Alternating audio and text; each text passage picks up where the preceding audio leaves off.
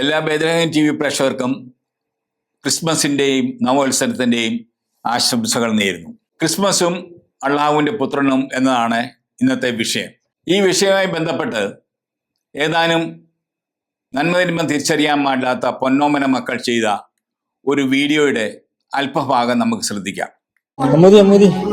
Christmas ആഘോഷിക്കാൻ പാടുണ്ടോ? അതെന്താ? യേശു ക്രിസ്മസ് ആഘോഷിച്ചിട്ടുണ്ടോ? ഇല്ല, തീരെ ആഘോഷിച്ചിട്ടില്ല.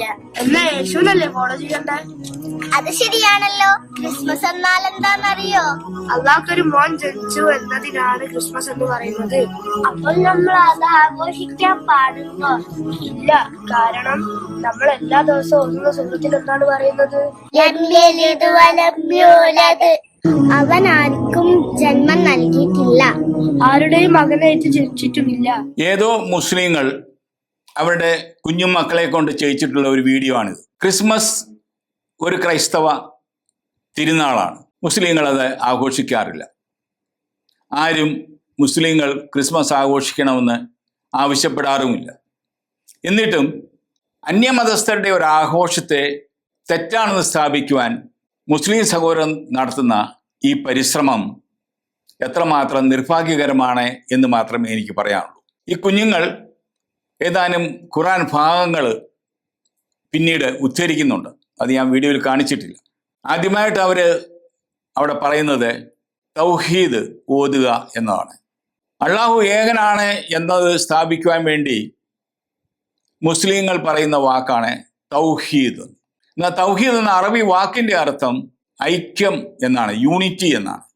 ഏകനായ വ്യക്തിക്ക് അങ്ങനെ ഐക്യമാകാൻ പറ്റും? ഐക്യം ഉണ്ടാകണമെങ്കിൽ ഏറ്റവും പറഞ്ഞ രണ്ടുപേരെങ്കിലും വേണ്ടേ? ഖുർആനിലെ 112 ആയത്ത് സൂറത്ത് അൽ ഇഖ്ലാസ് ആ കുട്ടികൾ ഓതുന്നത് നമ്മൾ കേട്ടു.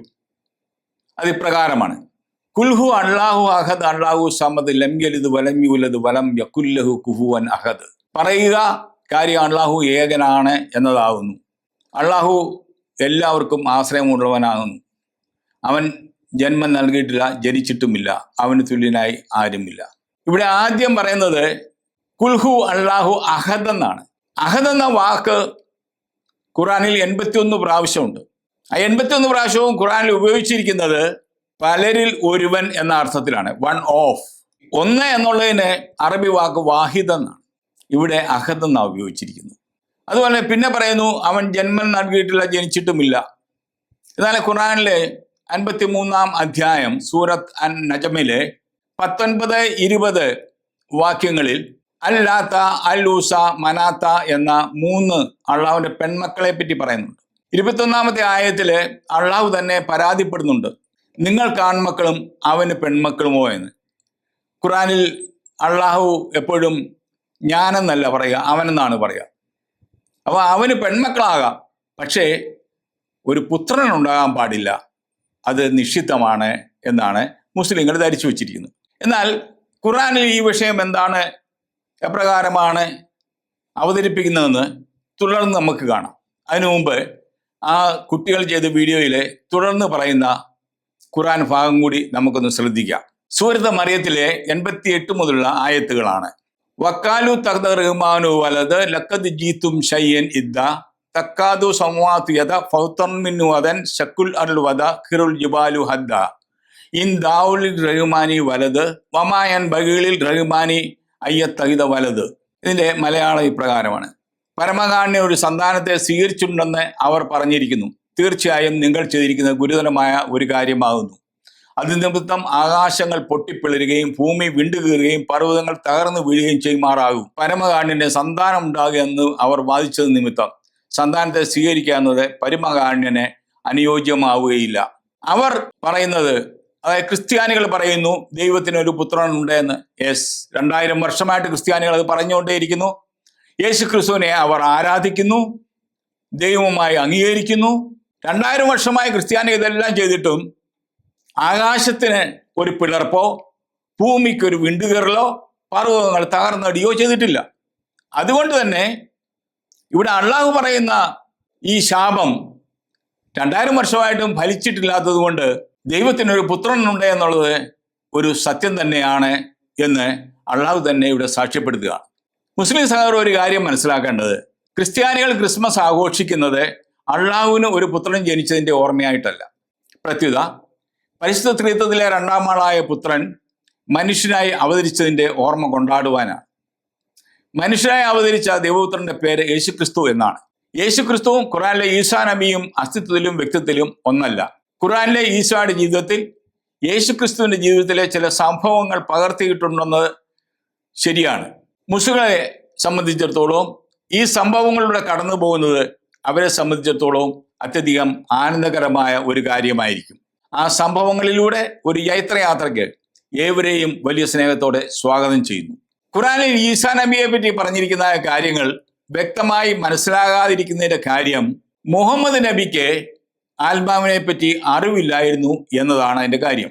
ഞാനിവിടെ ഖുർആൻ വാക്യങ്ങൾ ഉദ്ധരിക്കുമ്പോൾ അതിന് പലപ്പോഴും ഇംഗ്ലീഷ് പരിഭാഷകൾ ഉപയോഗിക്കേണ്ടി വരുന്നു. കാരണം മലയാളം പരിഭാഷകൾ വളരെ അപര്യാപ്തമായതുകൊണ്ടാണ്. ഖുർആനിൻ്റെ പരിഭാഷകൾ, ഇംഗ്ലീഷ് പരിഭാഷകൾ ഉപയോഗിക്കുമ്പോൾ അത് ഇസ്ലാമിക പരിഭാഷകൾ തന്നെയാണ് ഞാൻ ഉപയോഗിക്കുക. ഖുർആനിലെ 17-ാമത്തെ അധ്യായം സൂറത്ത് അൽ ഇസ്രായിലെ 85-ാമത്തെ ആയത്തി പ്രകാരമാണ്. And they ask you about the spirit, say the spirit is of the command of my Lord and in no way have you been brought of knowledge except a little. അവർ നിന്നോട് ആത്മാവിനെ പറ്റി ചോദിക്കുന്നു, ആത്മാവ് എൻ്റെ നാഥൻ്റെ അധികാരത്തിൽപ്പെട്ടതാണ്, അതേപ്പറ്റി നിനക്ക് വളരെ കുറച്ച് അറിവ് മാത്രമേ ലഭിച്ചിട്ടുള്ളൂ. ഈ വാക്യത്തെ പറ്റി കമൻട്രികൾ ഉണ്ട്. ജലാലൈൻ്റെ കമൻട്രി പറയുന്നത് യഹൂദർ ജീവൻ നൽകുന്ന ആത്മാവിനെ പറ്റി മുഹമ്മദിനോട് ചോദിച്ചു, അതിന് മറുപടിയായിട്ടാണ് ഈ ആയത്ത് വന്നതെന്ന് പറയുന്നു. യഹൂദർ ചോദിച്ചിട്ടുണ്ടെങ്കിൽ അത് മദീനയിൽ വെച്ചാകാനാണ് സാധ്യത, കാരണം യഹൂദർ താമസിച്ചിരുന്നത് മദീനയിലായിരുന്നു. എന്നാൽ ഇബ്ൻ അബ്ബാസിന്റെ തഫ്സീറിൽ പറയുന്നത് അവിടെ മെക്കയിൽ വെച്ച് അബൂജഹലും കൂട്ടരും മുഹമ്മദിനോട് ആത്മാവിനെ പറ്റി ചോദിച്ചു, അതിന് മറുപടിയായിട്ടാണ് ഈ വാക്യം വന്നതെന്ന്. മക്കയിൽ വെച്ചാണെങ്കിലും മദീനയിൽ വെച്ചാണെങ്കിലും ആത്മാവിനെ പറ്റി മുഹമ്മദിന് അറിവില്ലായിരുന്നു എന്നത് വാസ്തവം. എന്നാൽ ഖുർആനിൽ ആത്മാവിനെ പറ്റി ഏതാണ്ട് 25 ആയത്തുകളുണ്ട്. അള്ളാഹു ആത്മാവ് എന്താണെന്ന് വ്യക്തമാക്കുന്ന രീതിയിൽ ആയത്തുകൾ ഇറക്കിയിട്ടുണ്ട്. അതിൽ ഒരായത്താണ് 15-ാം അധ്യായം സൂറത്ത് അൽ ഹിജറിലെ 29-ാമത്തെ ആയത്ത്. ഇത് ആദ്യത്തെ കളിമണ്ണ് കൊണ്ട് സൃഷ്ടിക്കുന്ന സംഭവത്തെ വിവരിച്ചുകൊണ്ടിട്ടുള്ളതാണ്. So when I have moulded him and breathed in to him of my spirit fall down to prostrating. ഞാൻ അവന് രൂപം കൊടുക്കുകയും എൻ്റെ ആത്മാവിൽ നിന്ന് അവനിലേക്ക് ഊതുകയും ചെയ്തു കഴിയുമ്പോൾ നിങ്ങൾ സാഷ്ടാംഗം പ്രണമിക്കുക. അതായത് അള്ളാഹു ആദത്തിനെ സൃഷ്ടിച്ചു കഴിയുമ്പോൾ മാലാഹമാർ ആദത്തിനെ സാഷ്ടാംഗം പ്രണമിക്കണം എന്നതാണ് ഈ വാക്യം കൊണ്ട് ഉദ്ദേശിക്കുന്നത്.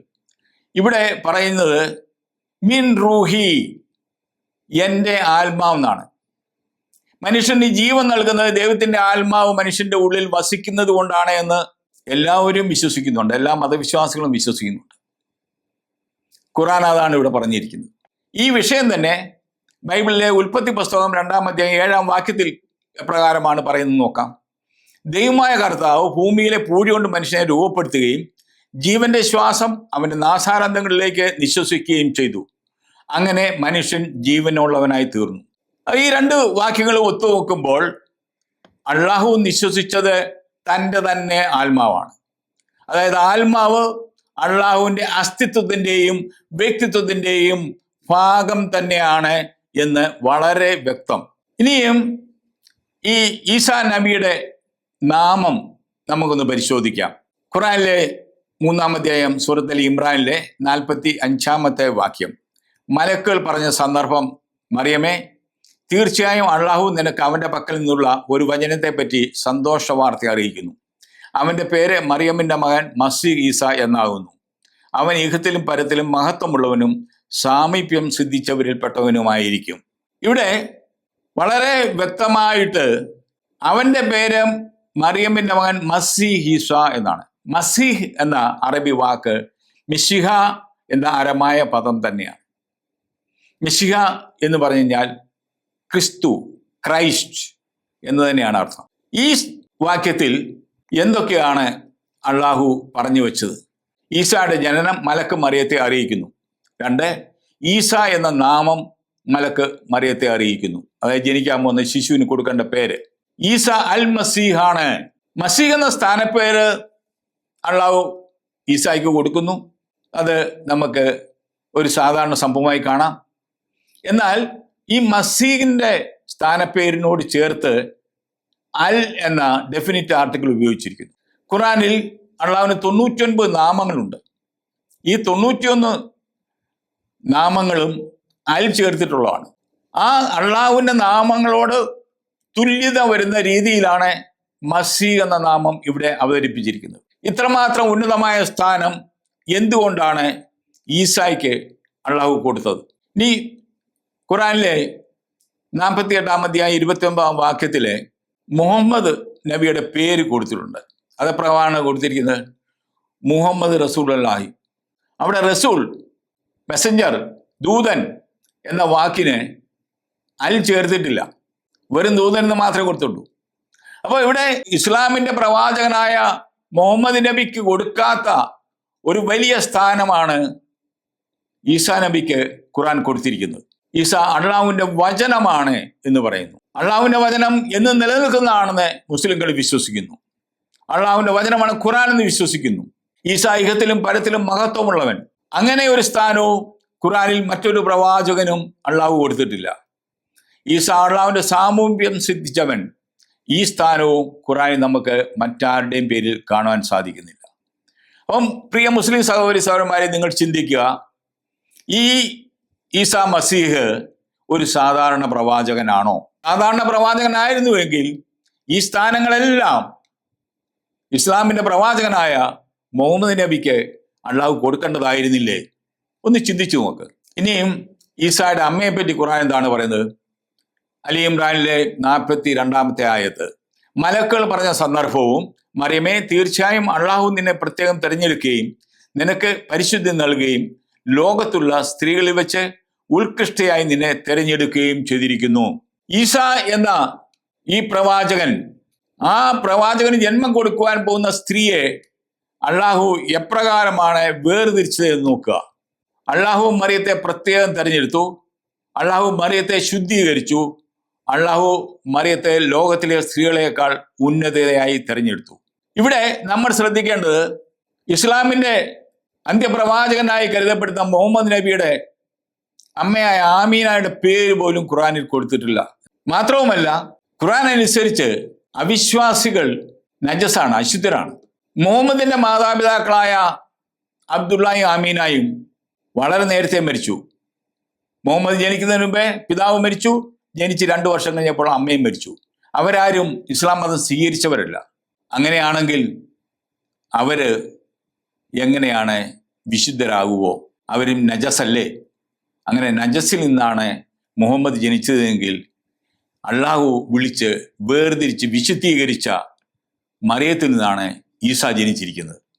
നിങ്ങളൊന്ന് വ്യത്യാസത്തിന് വേണ്ടി പറയുകയാണ്. നിങ്ങളെ വേദനിപ്പിക്കാനോ ബുദ്ധിമുട്ടിക്കാനോ ഒന്നും ഞാൻ പറയുകയില്ല. നിങ്ങളുടെ രേഖകളിൽ നിന്ന് ഞാൻ പറയുകയാണ്. ആലോചിച്ച് നോക്കുക. ഞാൻ പറയുന്നത് ബൈബിളിലെ യേശു ക്രിസ്തുവിനെ പറ്റി അല്ല പറയുന്നത്, ഖുർആനിലെ ഈസാ നബിയെ പറ്റിയാണ്. ഇനിയും ബുഖാരിയിലെ 3382-ാമത്തെ ഹദീസ് നമുക്ക് നോക്കാം. Narrated bin Umar, the prophet said, the honorable is the son of the honorable, the son the honorable, that is Joseph, the son of Jacob, the son of Isaac, the son of Abraham. അബ്രാഹത്തിന്റെ മകനായ ഇസാഖിന്റെ മകനായ യാക്കോബിന്റെ മകൻ യോസഫ് മഹത്വമുള്ളവനാണ്, ആദരണീയനാണ്. ഇവിടെ ഇസ്മായിലിന്റെ പാരമ്പര്യമുണ്ട് എന്ന് മുസ്ലിങ്ങൾ അവകാശപ്പെടുന്നുവെങ്കിലും അബ്രാഹത്തിന്റെ മകനായ ഇസ്മായിലിനെ പറ്റി പറഞ്ഞിട്ടേയില്ല. ആദരണീയരായ മഹത്വമുള്ള വ്യക്തികൾ യാക്കോബിന്റെ ഗോത്രത്തിൽ അല്ലെങ്കിൽ ഇസ്രായേൽ വംശത്തിൽ ജനിക്കുന്നു എന്നാണ് ബുഖാരിയുടെ സഹീഹ് ഹദീസ് പറയുന്നത്. ആ അബ്രാഹത്തിന്റെ പിന്തുണയിലാണ് ഈസാ നബി ജനിച്ചിരിക്കുന്നത്. ഇനിയും ഖുർആനിലെ 4-ാം അധ്യായം സൂറത്ത് അൻ-നിസായിലെ 171-ാമത്തെ ആയത്ത്. അവിടെ the Messiah Jesus is spirit from Allah. ഈസാ നബി അള്ളാഹുവിന്റെ ആത്മാവാണ് എന്ന് എഴുതിയിരിക്കുന്നു. യാ അഹ്ലൽ കിതാബി ലാ തഗ്ലൂ ഫീ ദീനിക്കും വലാ തഖൂലു അലല്ലാഹി ഇല്ലൽ ഹഖ് ഇന്നമൽ മസീഹു ഈസാ ഇബ്നു മറിയം റസൂലുള്ളാഹി വകലിമാതുഹു അൽഖാഹ ഇലാ മറിയമ വറൂഹുൻ മിൻ. O people of the scripture, do not exaggerate in your religion nor utter aught concerning Allah save the truth. The Messiah, Jesus son of Mary, was only a messenger of Allah and his word which he conveyed to Mary and a spirit from him. ഇത് പിക്താൽ translation ആണ്. പിക്താൽ translation Hyderabad Nizam, ഈജിപ്തിലെ മതപണ്ഡിതന്മാരും ഇംഗ്ലണ്ടിലെ English പണ്ഡിതന്മാരും കൂടി ചേർത്തുണ്ടാക്കിയ ലോകപ്രശസ്തമായ ഒരു പരിഭാഷയാണ്. ഈ പരിഭാഷ അനുസരിച്ച് ഈസ മറിയമ്മിൻ്റെ മകൻ അള്ളാഹുവിൻ്റെ വചനമാണ്, അള്ളാഹുവിൻ്റെ ആത്മാവാണ്. ഇവിടെ ഞാൻ വചനം എന്ന ഭാഗം മാത്രമാണ് എടുക്കുക. ഇനിയും സൂറത്ത് മറിയം 19-ാം അധ്യായത്തിലെ 17-ാമത്തെ ആയത്ത്. ഫത്തഖദത് മിൻ ദൂനിഹിം ഹിജാബൻ ഫഅർസൽനാ ഇലൈഹാ റൂഹനാ ഫതമത്തല ലഹാ ബശറൻ Saviya and had chosen seclusion from them. Then we sent unto her our spirit and it assumed for her the likeness of a perfect man.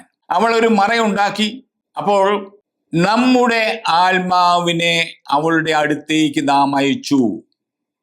അത് ഒരു പൂർണ്ണ മനുഷ്യനായി പ്രത്യക്ഷപ്പെട്ടു.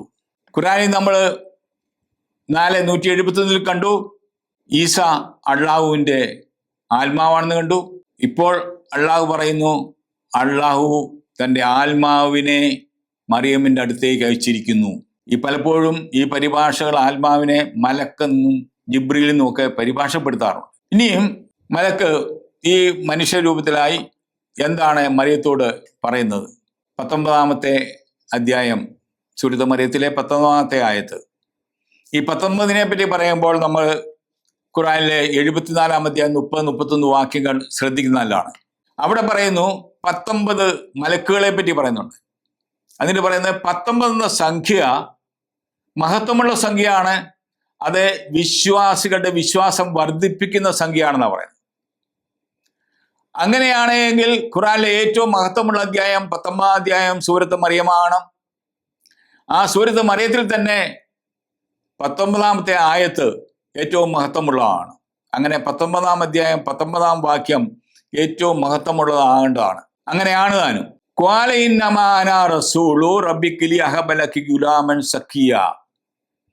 അദ്ദേഹം പറഞ്ഞു, പരിശുദ്ധനായ ഒരു ആൺകുട്ടിയെ നിനക്ക് ദാനം ചെയ്തതിനു വേണ്ടി നിന്റെ രക്ഷിതാവ് അയച്ച ദൂതൻ മാത്രമാകുന്നു ഞാൻ. പരിശുദ്ധനായ ഒരു ആൺകുട്ടി. ഇതേപ്പറ്റി പിക്താൽ ട്രാൻസ്ലേഷൻ പറയുന്നത് എ ഫോർട്ട്ലെസ് സൺ, യൂസഫ് അലി പറയുന്നു എ ഹോളി സൺ, ഷാക്കിർ പറയുന്നു പ്യുവർ ബോയ്. പരിശുദ്ധൻ, വിശുദ്ധൻ, പാപം ചെയ്യാത്തവൻ എന്നൊക്കെയുള്ള സംബോധന ഈസായ്ക്ക് ഇവിടെ ഖുർആൻ കൊടുത്തിരിക്കുകയാണ്. ഈ സംബോധനകളെല്ലാം ദൈവത്തിന് ചേർന്നാണ്, അല്ലെങ്കിൽ മുസ്ലിങ്ങളുടെ ഭാഷയെ പറഞ്ഞാൽ അള്ളാഹുവിന് ചേർന്നിട്ടുള്ള പദങ്ങളാണ്. ഈ പദങ്ങൾ കൊണ്ട് എന്തിനാണ് ഈസാ നബിയെ അലങ്കരിച്ചിരിക്കുന്നത്? ഇനി ഈ സക്കിയ എന്ന വാക്ക് പറയാണ്. ഈ സക്കായ എന്ന മൂലപദം നിന്ന് 59 വാക്കുകൾ ഖുർആനിലുണ്ട്. പക്ഷേ സക്കിയ എന്ന നാമവിശേഷണം ഒരിക്കൽ മാത്രമേ ഉപയോഗിച്ചിട്ടുള്ളൂ. അതും ഈസാ നബിക്ക് വേണ്ടി മാത്രമാണ്. ഒന്ന് ആലോചിച്ച് നോക്കുക, എന്തുകൊണ്ട് ഈസാ നബിക്ക് ഇത്ര വലിയ മഹത്വം ഖുർആൻ കൊടുത്തിരിക്കുന്നു? ഞാൻ ഈ പറയുന്ന ഒന്നും ബൈബിളിൽ നിന്നല്ല, മുസ്ലിങ്ങളുടെ അല്ലാത്ത മറ്റ് ഗ്രന്ഥത്തിൽ നിന്നുമല്ല, അവരുടെ ഏറ്റവും പ്രാമാണികമായ ഖുർആനിൽ നിന്നാണ്. ഇനി വീണ്ടും സൂറത്ത് തഹ്രീമിലേക്ക് വരുമ്പോൾ 12-ാമത്തെ ആയത്ത്. ومريم ابنة عمران الذي أحسنت فرجها فنفخنا فيه من روحنا وصدقت بكلمات ربها وكتبه وكانت من القانتين.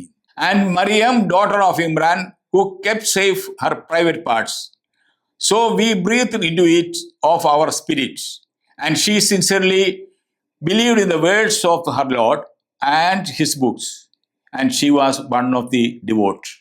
ഡോക്ടർ ഗാലിയുടെ പരിഭാഷയാണിത്. മറിയം അവളുടെ ഗുഹ്യസ്ഥാനം കാത്തു സൂക്ഷിച്ചു, ആയതുകൊണ്ട് നാം നമ്മുടെ ആത്മാവിൽ നിന്നും അതിലേക്ക് ഊതി. ഫൻഫക്നാ ഫീഹി മിർ റൂഹിനാ. അപ്പോൾ അള്ളാഹു ആണ് ഊതുന്നത്. അള്ളാഹുവിനെ ഊതുമ്പോൾ അത് അള്ളാഹുവിൻ്റെ ഉള്ളിൽ നിന്നുള്ളതല്ലേ പുറത്തേക്ക് വരിക. അത് ആത്മാവാണെന്ന് ഈ വചനം പറയുന്നു. ആത്മാവ് മലക്കാണെന്ന് പറയുന്നവർ ചിന്തിക്കണം. ആത്മാവ് മലക്കാണെങ്കിൽ ഊതേണ്ടത് മലക്കാണ്, അല്ലാതെ അള്ളാഹു അല്ല. ഇവിടെ ഊതുന്ന അള്ളാഹു ആണ്. ഇതേപ്പറ്റി പറയുമ്പോൾ ഇനി നിങ്ങൾക്ക് പറയാം, അള്ളാഹു ആദത്തെ സൃഷ്ടിച്ചപ്പോഴും ഇങ്ങനെ ഊതിയില്ലേ? ശരിയാണ്. ആദത്തെ സൃഷ്ടിച്ചത് കളിമണ്ണിൽ കൊണ്ട് രൂപമുണ്ടാക്കി ജീവനില്ലാത്ത ആ രൂപത്തിലേക്കാണ് അള്ളാഹു ഊതിയത്. അങ്ങനെ ആ രൂപവും ജീവനുണ്ടായി എന്നാണ് നമ്മൾ കണ്ടത്. എന്നാൽ ഇവിടെ ജീവനുള്ള മറിയത്തിലേക്കാണ് ഊതുന്നത്. അപ്പൊ അവൾക്ക് വീണ്ടും ജീവൻ കൊടുക്കാനോ? അല്ല, അവ ഗർഭം ധരിക്കുവാൻ വേണ്ടിയിട്ടാണ്. അങ്ങനെ അള്ളാഹുവിന്റെ ആത്മാവ് കൊണ്ട് ജന്മം നൽകിയ ഈ ഈസ, അള്ളാഹു ഊതിയിട്ട് അള്ളാഹുവിനാൽ ഗർഭം ധരിക്കപ്പെട്ട ഈ മറിയം പ്രസവിച്ച കുഞ്ഞ് ഈസായാണെങ്കിൽ ഈസായുടെ പിതാവ് ആരാണ്? അതുകൊണ്ട് ഈസ അള്ളാഹുവിന്റെ പുത്രനാണെന്ന് പറയുന്നതിന് എന്തിനാണ് മുസ്ലിങ്ങൾ സംശയിക്കുന്നത്? ഇത് പറഞ്ഞുകൊണ്ടാണല്ലോ ക്രിസ്മസ് പാടില്ല എന്ന് ആ കുട്ടികൾ പറഞ്ഞത്. ചിന്തിച്ചു നോക്കുക. അള്ളാഹു ഈസായ്ക്ക് വേദഗ്രന്ഥം നൽകി. ഖുർആനിലെ 19-ാം അധ്യായം സൂറത്ത് മറിയത്തിലെ 30-ാമത്തെ ആയത്ത്, അവൻ പറഞ്ഞു, ഞാൻ അള്ളാഹുവിന്റെ ദാസനാകുന്നു, അവൻ എനിക്ക് വേദഗ്രന്ഥം നൽകുകയും അവൻ എന്നെ പ്രവാചനാക്കുകയും ചെയ്തിരിക്കുന്നു. ശൈശവത്തിൽ തന്നെ പിള്ളത്തൊട്ടിയിൽ കിടക്കുമ്പോൾ അള്ളാഹു പ്രവാചകനാക്കിയ വ്യക്തിയാണ് ഈസ. മുഹമ്മദ് നബിക്ക് ഹീറാ ഗുഹയിൽ വെച്ച് വെളിപാട് കിട്ടി എന്ന് പറയുന്നു. അത് 40-ാമത്തെ വയസ്സിലാണ്. അവിടെ വന്ന ഏതോ ഒരു മലക്കാണ്. ആ മലക്കിനെ കണ്ടിട്ടാണ് മുഹമ്മദ് ഭയപ്പെടുകയാണ് ചെയ്യുന്നത്. ഇവിടെ അള്ളാഹുവിന്റെ ഗ്രന്ഥം കിട്ടിയ ഈ ശിശു ഭയന്നതായിട്ട് ഖുർആനിൽ പറഞ്ഞിരുന്നില്ല. പിള്ളത്തൊട്ടിയിൽ തന്നെ പ്രവാചകനാകുകയും വേദഗ്രന്ഥം ലഭിച്ച വ്യക്തിയുമാണ് ഖുർആനിലെ ഈസാ നബി. ഇനിയും സൂറത്ത് സക്രൂഫ് 43-ാമത്തെ അധ്യായത്തിലെ 63-ാമത്തെ ആയത്ത്, വ്യക്തമായ തെളിവുകളും കൊണ്ട് ഈസ വന്നിട്ട് ഇപ്രകാരം പറഞ്ഞു, തീർച്ചയായും വിജ്ഞാനവും കൊണ്ടാണ് ഞാൻ നിങ്ങളുടെ അടുത്ത് വന്നിരിക്കുന്നത്. നിങ്ങൾ അഭിപ്രായ ഭിന്നത പുലർത്തിക്കൊണ്ടിരിക്കുന്ന കാര്യങ്ങളിൽ ചിലത് ഞാൻ നിങ്ങൾക്ക് വിവരിച്ചു തരാൻ വേണ്ടിയും, ആകയാൽ നിങ്ങൾ അള്ളാഹുവിനെ സൂക്ഷിക്കുകയും എന്നെ അനുസരിക്കുകയും ചെയ്യും. ഇവിടെ വ്യക്തമായ തെളിവും വിജ്ഞാനവും കൊണ്ടാണ് ഈസ വന്നിരിക്കുന്നത്. എന്നാൽ ഖുർആനിലെ 46-ാം അധ്യായം 9-ാം വാക്യം എന്താണ് പറയുക? അവിടെ മുഹമ്മദ് പറയുന്നത്, എന്നെ കൊണ്ടോ നിങ്ങളെ കൊണ്ടോ എന്താകുമെന്ന് എനിക്കറിഞ്ഞുകൂടാ. അതായത് സ്വന്തം നിത്യരക്ഷയെ പറ്റിയോ ജനങ്ങളുടെ നിത്യരക്ഷയെ പറ്റിയോ യാതൊരു അറിവും തനിക്കില്ല എന്നാണ് പ്രവാചകനായ മുഹമ്മദ് പറയുന്നത്. എന്നാൽ ഈസ വിജ്ഞാനവും കൊണ്ടുവന്നിരിക്കുന്നു. ഈസയെ പരിശുദ്ധാത്മാവ് കൊണ്ട് ശക്തിപ്പെടുത്തി. സൂറത്ത് അൽ ബഖറ 2-ാം അധ്യായത്തിലെ 87-ാമത്തെ ആയത്ത്, നിശ്ചയമായി മൂസായ്ക്ക് നാം വേദം നൽകി, അദ്ദേഹത്തിന് ശേഷം നാം തുടരെ ദൂതന്മാരെ അയച്ചുകൊണ്ടിരുന്നു. മറിയമ്മിന്റെ മകൻ ഈസായ്ക്ക് നാം വ്യക്തമായ അടയാളങ്ങൾ നൽകി, പരിശുദ്ധാത്മാവിനാൽ അദ്ദേഹത്തെ പ്രബലനാക്കുകയും ചെയ്തു. ഇവിടെ പറഞ്ഞിരിക്കുന്നത് ബി റൂഹിൽ ഖുദൂസ്. അൽ ഖുദൂസ് എന്നുള്ളത് അള്ളാഹുവിന്റെ 99 പേരുകളിൽ ഒരു പേരാണ്, ദി ഹോളി, പരിശുദ്ധൻ എന്നുള്ളത്. അപ്പം അൽ ഖുദൂസിന്റെ ആത്മാവാണ് എങ്കിൽ ഇത് അള്ളാഹുവിന്റെ ആത്മാവ് തന്നെയാണ്. അങ്ങനെ അള്ളാഹുവിന്റെ ആത്മാവിനാൽ ശക്തിപ്പെടുത്തിയ ഏക പ്രവാചകനാണ് ഖുർആനിലെ ഈസാ നബി. ഇത്രമാത്രം പ്രത്യേകത എന്താണ് അള്ളാഹു ഈസാ നബിക്ക് കൊടുത്ത് മറ്റ് പ്രവാചകന്മാർക്ക് കൊടുക്കാതിരുന്നത്? ചിന്തിച്ചു നോക്ക്. ഇനി സൂറത്ത് നബിയ 21-ാമത്തെ അധ്യായത്തിലെ 91-ാമത്തെ ആയത്ത്, തൻ്റെ ഗുഹ്യസ്ഥാനം സൂക്ഷിച്ച ഒരുവൾ മറിയം, അങ്ങനെ അവളിൽ നമ്മുടെ ആത്മാവിൽ നാം ഊതുകയും അവളെയും അവളുടെ മകനെയും നാം ലോകർക്ക് ദൃഷ്ടാന്തമാക്കുകയും ചെയ്തു. വിശ്വാസിക്ക് മാത്രമല്ല, വിശ്വാസിക്കും അവിശ്വാസിക്കും, ഭക്തനും യുക്തിവാദിക്കും, ഈശ്വര വിശ്വാസിക്കും നിരീശ്വരനും ഒക്കെ മാതൃകയാക്കാവുന്ന വ്യക്തിയാണ് ഖുർആനിലെ ഈസാ നബിയും നബിയുടെ അമ്മയായ മറിയവും.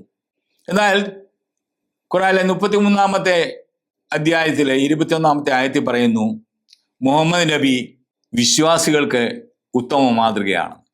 അപ്പോൾ ഇതില് ഏറ്റവും വലിയ മാതൃക ആരാണെന്ന് നിങ്ങൾ തന്നെ തീരുമാനിക്കുക. ഇനിയും the Messiah Jesus is his word. അവൻ സ്പിരിറ്റ് ആണെന്നുള്ളത് നേരത്തെ കണ്ടു, ഒരു ആത്മാവാണെന്നുള്ളത് കണ്ടു. ഇവിടെ ഈസാ മസീഹ് അള്ളാഹുവിൻ്റെ വചനം ആണ് എന്നുള്ളതാണ്. ഖുർആനിലെ 6-ാം അധ്യായം 73-ാം വാക്യം, സൂറത്ത് അൽ അനം. ഇവിടെ വളരെ ഗൗരവമായ കാര്യങ്ങൾ പറയുന്നുണ്ട്. ഇത് പലപ്പോഴും പരിഭാഷയിൽ വികലമാക്കപ്പെട്ടിട്ടുള്ള ഒരു വാക്യമാണിത്. And he's who created the heavens and the earth with the truth and a day he says be, so it will be. His word is the truth, and to him the kingdom. A day the trumpet is blown, the knower of the seen and the unseen, and he is the wise, the aware. ഇവിടെ നമ്മൾ മനസ്സിലാക്കേണ്ട ഒരു കാര്യം, അവന്റെ വചനം സത്യമാണ്, അവനാണ് രാജ്യം. ആർക്കാണ് രാജ്യം? ഇവിടെ അവന്റെ വചനം ആകുന്ന വ്യക്തിക്കാണ്. അവന്റെ വചനമെന്ന് പറയുന്നത് ഈസാ നബിയാണ്, നമ്മൾ കണ്ടു കഴിഞ്ഞു. മാത്രമല്ല, ട്രംപറ്റ് ഈസ് ബ്ലോൺ എന്ന് പറഞ്ഞാൽ അന്ത്യവിധിക്കുള്ള കാഹളം മുഴങ്ങുന്നതാണ്. ആ സമയത്ത് വരുന്ന ആളാണ്. അവന് ദൃശ്യവും അദൃശ്യവും അതിനെപ്പറ്റി അറിയാം. He is vice. നമ്മൾ 43 അധ്യായം 61 വാക്യത്തിൽ കണ്ടു, ഈസാ നബി ജ്ഞാനവും കൊണ്ടുവരുന്ന ആളാണ്. അത് തന്നെയാണ് ഇവിടെ ആർത്ഥിക്കുന്നത്. He is the vice.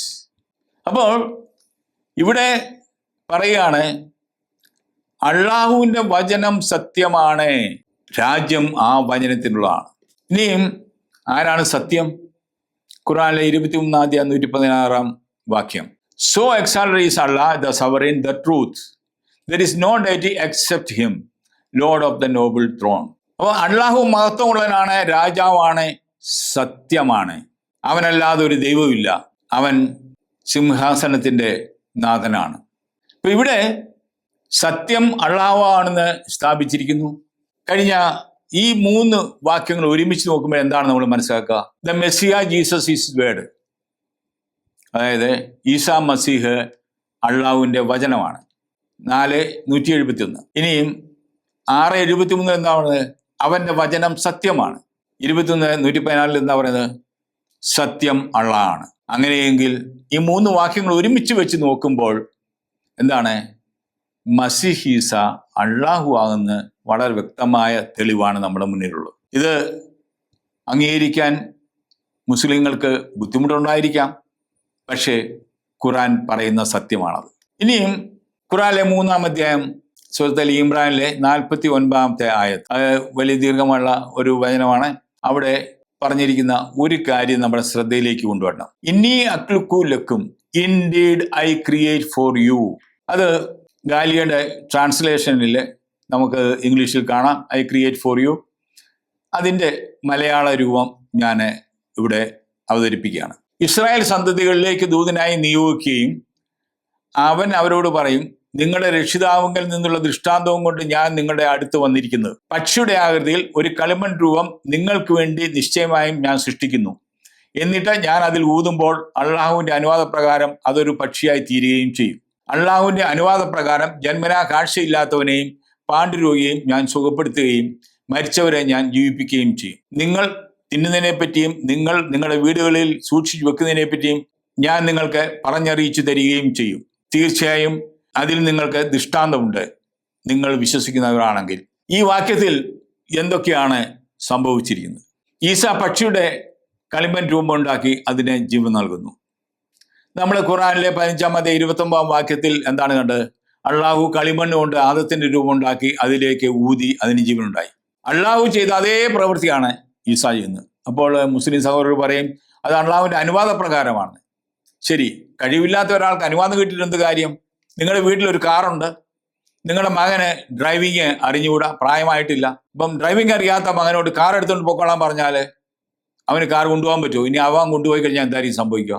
ആക്സിഡന്റാണ് സംഭവിക്കുക. എന്നാൽ ഇവിടെ ആക്സിഡന്റ് സംഭവിച്ചിരിക്കുന്നത് അള്ളാഹു എപ്രകാരം സൃഷ്ടികർമ്മം നടത്തിയോ അതേപോലെ ഈസാ ഇവിടെ സൃഷ്ടികർമ്മം നടത്തിയിരിക്കുകയാണ്. ഈസാ ജന്മനാ അന്ധനെയും പാണ്ഡുരോഗിയെയും സുഖപ്പെടുത്തുന്നു, രോഗികളെ സുഖമാകുന്നു. ഈസാ മരിച്ചവരെ ജീവിപ്പിക്കുന്നു. ഈസാ ഇവിടെ ജീവൻ നൽകുന്ന സൃഷ്ടാവാണെന്ന് ഖുർആൻ വളരെ വ്യക്തമായി സ്ഥാപിക്കുകയാണ് ചെയ്യുന്നത്. അടുത്തതായിട്ട് നമ്മൾ കാണുന്നത് ഈശായുടെ മരണവും ഉത്ഥാനവും. സൂറത്ത് മറിയത്തിലെ 33-ാമത്തെ ആയത്ത്, ഞാൻ ജനിച്ച ദിവസവും മരിക്കുന്ന ദിവസവും ജീവനോടെ എഴുന്നേൽപ്പിക്കപ്പെടുന്ന ദിവസവും എൻ്റെ മേൽ ശാന്തി ഉണ്ടായിരിക്കും.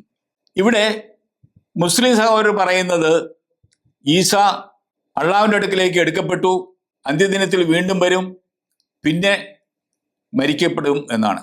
എന്നാൽ ഇവിടെ ഈ വാക്യത്തിൽ അങ്ങനെയൊന്നും പറയുന്നില്ല. ജനനം, മരണം, ഉയർത്തെഴുന്നേൽപ്പ്, ഈ ക്രമത്തിലാണ് ഇവിടെ പറഞ്ഞിരിക്കുന്നത്. നമുക്ക് തുടർന്ന് നോക്കാം. ഖുർആനിലെ 3-ാം അധ്യായം 55-ാമത്തെ ആയത്ത്, When Allah said, O Isa, surely I am causing you to die and I am raising you to me and purifying you from those who became infidels and make those who follow you above those who became infidels until the resurrection day. ഇത് Usama K ദാക്തോക്കിൻ്റെ പരിഭാഷയാണ്. ഈ പരിഭാഷ ഈജിപ്തിൽ നിന്നുള്ള പരിഭാഷയാണ്. അതിൻ്റെ മലയാളം: അള്ളാഹു പറഞ്ഞ സന്ദർഭം: ഹേ ഈസാ, തീർച്ചയായും നിന്നെ ഞാൻ മരിപ്പിക്കുകയും എൻ്റെ അടുക്കിലേക്ക് നിന്നെ ഉയർത്തുകയും സത്യനിഷേധികളിൽ നിന്ന് നിന്നെ ഞാൻ ശുദ്ധമാക്കുകയും നിന്നെ പിന്തുടരുന്നവരെ ഉയർപ്പെടുന്നേറ്റത്തിൻ്റെ നാൾ വരേക്കും സത്യനിഷേധികളെക്കാൾ ഉന്നതന്മാരാക്കുകയും ചെയ്യുന്നതാണ്.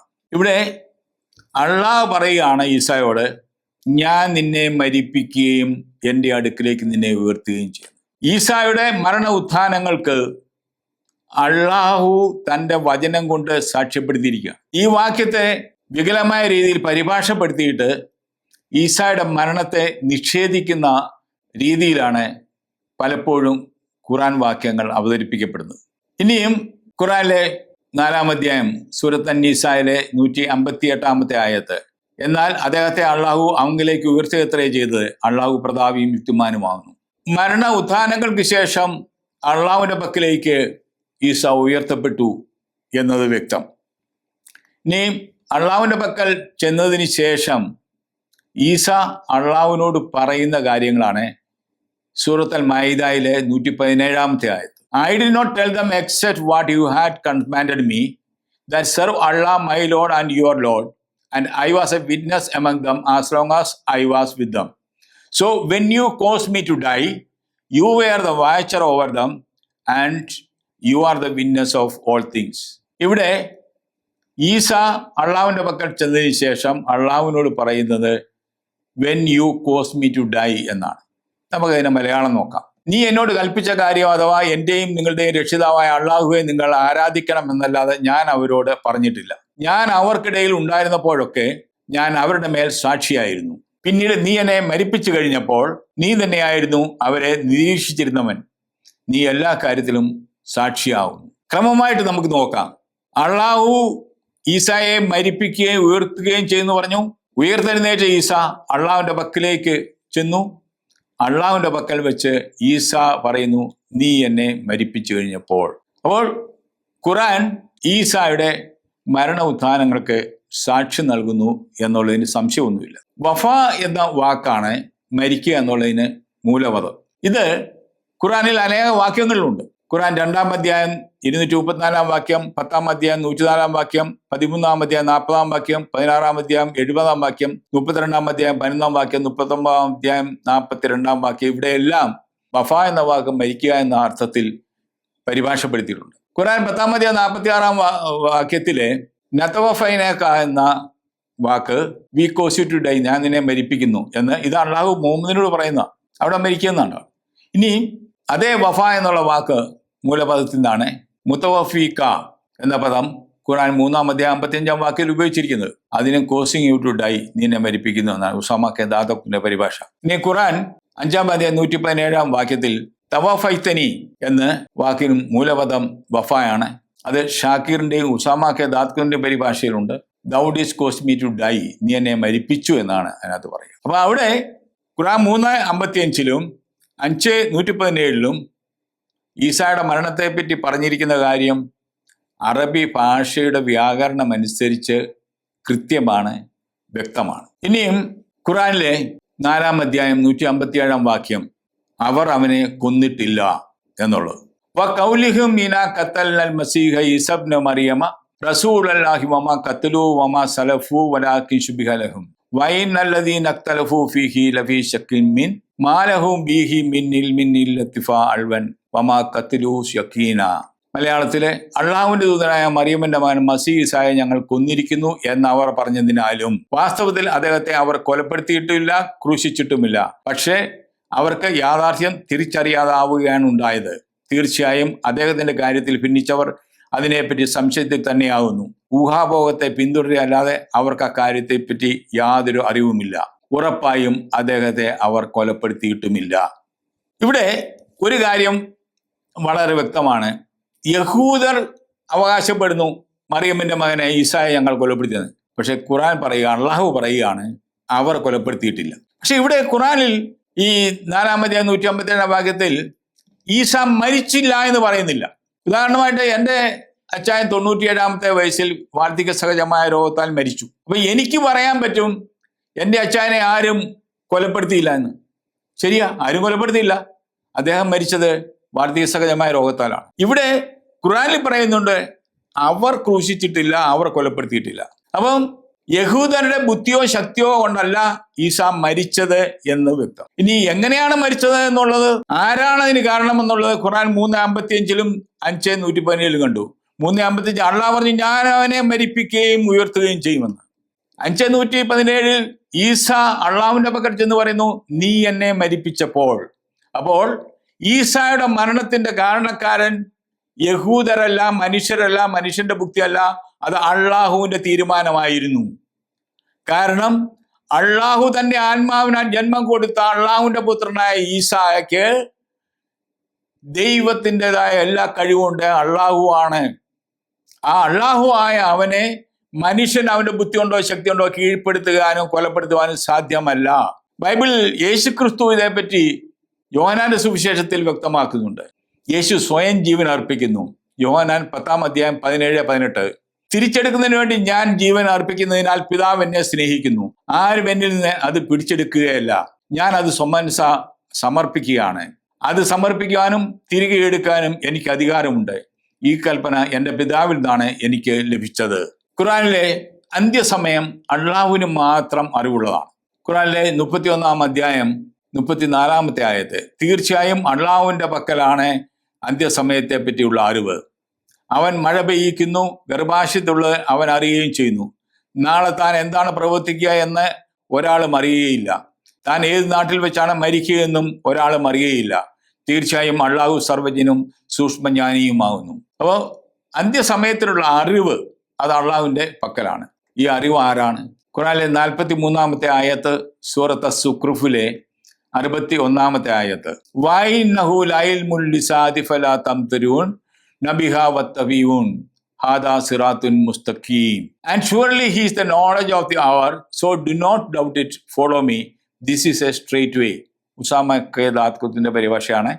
അതിന്റെ മലയാളം, നിശ്ചയമായും അവൻ അന്ത്യസമയത്തുള്ള തീർച്ചയായ അറിവാകുന്നു, അതിനാൽ അതിനെപ്പറ്റി സംശയിക്കരുത്, എന്നെ പിന്തുടരുക, ഇതാവുന്നു നേരായന്മാർ. അപ്പോൾ അന്ത്യസമയത്തിന്റെ അറിവ് അള്ളാഹുവിന്റെ പകരാകുന്നു. ആ അറിവ് ഈസായാണ്. ഇനിയും സഹീഹ് ബുഖാരിയുടെ 3448-ാമത്തെ ഹദീസ് എന്താണ് പറയുക? Narrated Abu Hurairah, Allah's apostle said, by him in whose hands my soul is, surely Jesus son of Mary will soon descend amongst you and will judge mankind justly as a just ruler.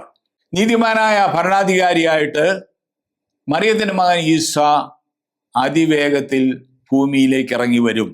ഇതൊരു സഹീഹ് ഹദീസാണ്. അപ്പൊ അങ്ങനെ ഇറങ്ങി വരുന്ന ഈ ഈസ ആരാണ്? പ്രതിഫല ദിവസത്തിന്റെ രാജാവല്ലേ അവൻ? അന്ത്യവിധിയുടെ രാജാവല്ലേ? രാജാവായിട്ട് വരുമെന്നല്ലേ, റൂളറായിട്ട് വരുമെന്നല്ലേ ഹദീസ് പറയുന്നത്. അപ്പോൾ അൽഫാത്തിഹ ഓതുമ്പോൾ 4-ാമത്തെ ആയത്തിൽ എന്താണ് ചൊല്ലുക? മാലികി യൗമിദ്ദീൻ, പ്രതിഫല ദിവസത്തിന്റെ രാജാവ്. ആരാണത്? അതാണ് ഈസ. ഞാനിത് പറയുന്നത് ഖുർആൻ വാക്യത്തിന്റെയും ഹദീസിന്റെയും അടിസ്ഥാനത്തിലാണ്. എൻ്റെ സ്വമേധയൊന്നും ഞാൻ പറയുന്നതല്ല. ഇനിയും അള്ളാഹുവിന്റെ അനുഗ്രഹം ലഭിച്ചവൻ, സൂറത്ത് സഖ്റുഫിലെ 59-ാമത്തെ ആയത്ത്, Jesus was not but a servant upon whom we bestowed favor and we made him an example for the children of Israel. അദ്ദേഹം നമ്മുടെ ഒരു ദാസൻ മാത്രമാകുന്നു, അദ്ദേഹത്തിന് നാം അനുഗ്രഹം നൽകുകയും അദ്ദേഹത്തെ ഇസ്രായേൽ സന്ധികൾക്ക് നാം ഒരു മാതൃകയാക്കുകയും ചെയ്തു. ഇവിടെ ഈ വാക്യം അറബിയിൽ എങ്ങനെയാണ് എഴുതിയിരിക്കുന്നത് നോക്കാം. ഇൻഹുവ ഇല്ല അബ്ദുൻ അന്നംന അലൈഹി വജഅൽനാഹു തലല്ലിബനി ഇസ്രായേൽ. ഈ വാക്യം നമുക്ക് ഖുർആനിലെ മറ്റൊരു വാക്യമായി താരതമ്യം ചെയ്ത് നോക്കാം. ഖുർആനിലെ 1-ാം അധ്യായം 7-ാം വാക്യം, അൽഫാത്തിഹയിലെ 7-ാമത്തെ വാക്യം, സിറാത്ത് അല്ലദീന അന്നംത അലൈഹിം ഗൈറിൽ മഗ്ലൂബി അലൈഹിം വലലാലീൻ. നീ അനുഗ്രഹിച്ചവരുടെ മാർഗത്തിൽ, കോപത്തിനിരയായവരുടെ മാർഗത്തിലല്ല, പിഴിച്ചുപോയവരുടെ മാർഗത്തിലുമല്ല. 43-59 നമ്മൾ പറഞ്ഞു അന്നംന. അൽഫാത്തിഹ 7 പറയുന്നു അന്നംത. അന്നംത എന്ന് പറഞ്ഞാൽ നീ അനുഗ്രഹിച്ചവൻ. 43-59 അന്നംന, നാം അനുഗ്രഹിച്ചവൻ. അള്ളാഹു അനുഗ്രഹിച്ചവന്റെ പാതയിൽ നയിക്കണമേ എന്ന് മുസ്ലിങ്ങൾ പ്രാർത്ഥിക്കുമ്പോൾ ആരുടെ മാർഗത്തിൽ നയിക്കണമേ എന്നാണ് പ്രാർത്ഥിക്കുന്നത്? ഈസായുടെ മാർഗത്തിൽ പ്രാർത്ഥിക്കണമേ എന്നാണ് നിങ്ങൾ പ്രാർത്ഥിക്കുന്നത്. ഈ ഫാത്തിഹ ഇല്ലാതെ പ്രാർത്ഥന പൂർത്തിയാകുകയില്ല എന്നുള്ളതാണ് സഹീഹ് ബുഖാരിയുടെ ഹദീസ് 756 പറയുന്നത്. അതുപോലെ തന്നെ ഖുർആനിലെ മറ്റൊരു വാക്യമാണ് 9-ാം അധ്യായം 31-ാം വാക്യം. വളരെ തെറ്റായ രീതിയിൽ പലപ്പോഴും പരിഭാഷപ്പെടുത്തുന്ന ഒരു വാക്യമാണിത്. അവിടെ കറക്റ്റ് പരിഭാഷ എന്താണ്? They have taken their scholars and monks as lords besides Allah and the Messiah the son of Mary and they were not commanded except to worship one God. There is no deity except him. Exalted is he above whatever they associate with him. Besides Allah and Messiah. അതിൻ്റെ ഇടയ്ക്ക് ഒരു also എന്നിവിടെ ഇംഗ്ലീഷിൽ ചേർത്തിട്ടുണ്ട്. യാതൊരു സ്ഥാനവും ആ ഓൾസോയ്ക്ക് അവിടെ ഇല്ല. അറബിയിലേക്ക് നോക്കുമ്പോഴത്തേക്കും ബിന്ദൂനില്ലാഹി വൽ മസീഹബ്നു മറിയം എന്നാണ് കൊടുത്തിരിക്കുന്നത്. അള്ളാഹുവിനും അൽ മസീഹിനും ഇടയിലാണ് വാ എന്ന സംയോജിക വിഭക്തി ഉപയോഗിച്ചിരിക്കുന്നത്. ആ അള്ളാഹുവിനും അൽമസീഹിനോടെ വാ എന്ന ഒരൊറ്റ അക്ഷരം മാത്രമേ ഉള്ളൂ, മറ്റു വാക്കുകളൊന്നും അവിടെ ഇല്ല. അപ്പം ഇതിന്റെ മലയാളം എങ്ങനെയായിരിക്കും? അവരുടെ പണ്ഡിതന്മാരെയും പുരോഹിതന്മാരെയും അള്ളാഹുവിനും മറിയമ്മിന്റെ മകനായ മസീഹിനും പുറമെ അവർ രക്ഷിതാക്കളായി സ്വീകരിച്ചു. എന്നാൽ ഏകദൈവത്തെ ആരാധിക്കാൻ മാത്രമായിരുന്നു അവർ കൽപ്പിക്കപ്പെട്ടിരുന്നത്. അവനല്ലാതെ യാതൊരു ദൈവവുമില്ല. അവർ പങ്കുചേർക്കുന്നതിന് അവനെത്രയോ പരിശുദ്ധനെ. ഇവിടെ ഖുറാൻ ഈ വാക്യം ഓതുന്ന അള്ളാഹു ആണ് പറയുന്നത്. അള്ളാഹു പറയുന്നത് അള്ളാഹുവിനെ പറ്റിയും മറിയമ്മിന്റെ മകനെ പറ്റിയുമാണ് പറയുന്നത്. അപ്പോൾ അള്ളാഹുവും മറിയമ്മിന്റെ മകനും പുറമേ ഉള്ളവരുടെ ആരാധിക്കുന്നതാണ് ഷിർക്ക് ഈ വാക്യം അനുസരിച്ച്. അതുപോലെ തന്നെ ഇവിടെ അള്ളാഹുവിനെ പറ്റിയും മറിയമ്മിന്റെ മകനെ പറ്റിയും പറയുമ്പോൾ അവനെന്ന് പറയുമ്പോൾ അത് ആരെ പറ്റിയായിരിക്കണം? നിശ്ചയമായിട്ടും മറിയമ്മിന്റെ മകനെ പറ്റിയല്ലേ, മസീഹ് ഈസായെ പറ്റിയല്ലേ പറയുന്നത്. എന്താണ് പറയുക? അവനല്ല യാതൊരു ദൈവവുമില്ല. അവർ പങ്കുചേർക്കുന്നതിന് അവനെത്രയോ പരിശുദ്ധൻ.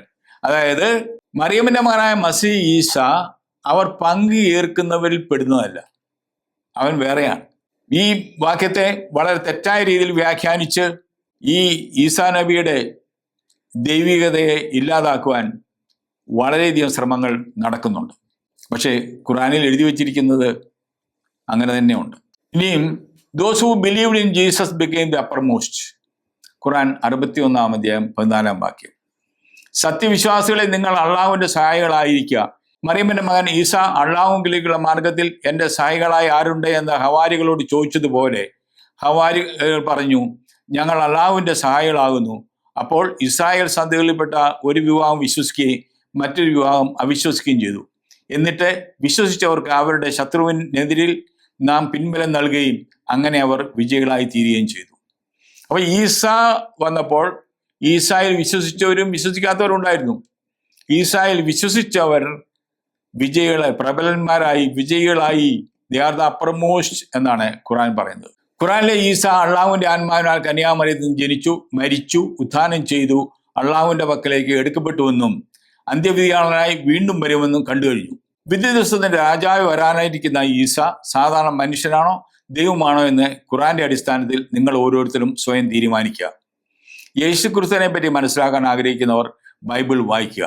അത് തന്നെയാണ് ഖുറാൻ അനുശാസിക്കുന്നതും. ഖുറാനിലെ 10-ാം അധ്യായം 94-ാം വാക്യം, സൂറത്ത് യൂനുസിലെ 94-ാം വാക്യം. ഇനി നിനക്ക് നാം അവതരിച്ചു തന്നതിനെ പറ്റി നിനക്ക് വല്ല സംശയമുണ്ടെങ്കിൽ നിനക്ക് മുമ്പ് തന്നെ വേദഗ്രന്ഥം വായിച്ചു വരുന്നവരോട് ചോദിച്ചു നോക്കുക. തീർച്ചയായും നിനക്ക് നിന്റെ രക്ഷിതാവിൽ നിന്നുള്ള സത്യം വന്നു കിട്ടിയിരിക്കുന്നു. അതിനാൽ നീ സംശയാലുക്കളുടെ കൂട്ടത്തിലായി പോകരുത്. ഖുറാൻ വായിക്കുമ്പോൾ പൂർണ്ണത ലഭിക്കാത്ത കാര്യങ്ങൾ പൂർണ്ണമായി അറിയുവാൻ ബൈബിൾ വായിക്കണമെന്നാണ് ഖുറാൻ ആവശ്യപ്പെടുന്നത്. പ്രിയ മുസ്ലിം സഹോദരി സഹോദരന്മാരെ, വേദഗ്രന്ഥം വായിക്കുന്ന വ്യക്തി എന്ന നിലയിൽ ഞാൻ എൻ്റെ കടമ നിർവഹിച്ചു. നിങ്ങൾ സത്യം അറിയുകയും സത്യം നിങ്ങളെ സ്വതന്ത്രരാക്കുകയും ചെയ്യട്ടെ. ഏവർക്കും ക്രിസ്മസിൻ്റെ മംഗളങ്ങൾ ഒരിക്കൽ കൂടി നേർന്നുകൊണ്ട് എൻ്റെ വാക്കുകളെ നിർത്തുന്നു. നന്ദി, നമസ്കാരം.